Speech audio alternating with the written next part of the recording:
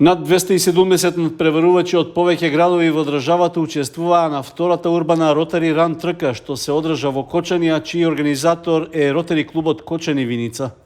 Се трчеше по улиците во централното градско подрачје на Кочани, на патеки со должина од 10, 5 и 2,5 километра, во женска и машка конкуренција, како и во категоријата Family Run.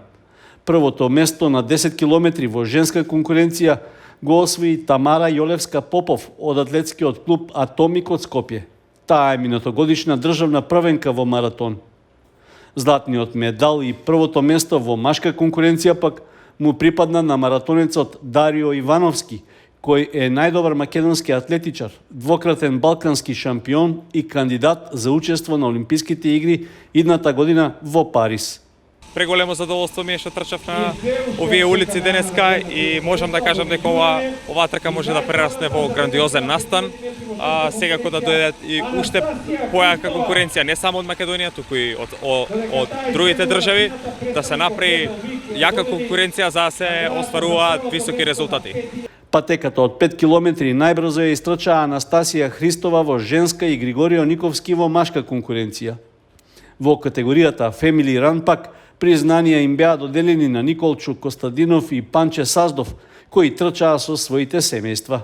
Од организаторот, Ротари клубот Кочани Виница, задоволни од тоа како протече настанот и бројот на пријавените учесници.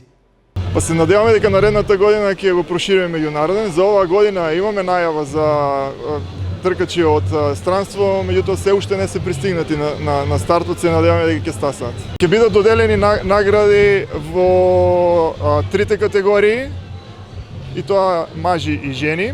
Значи, наградниот фонд за 10 километри е вкупно 40.000 денари, плюс има награди од спонзорите.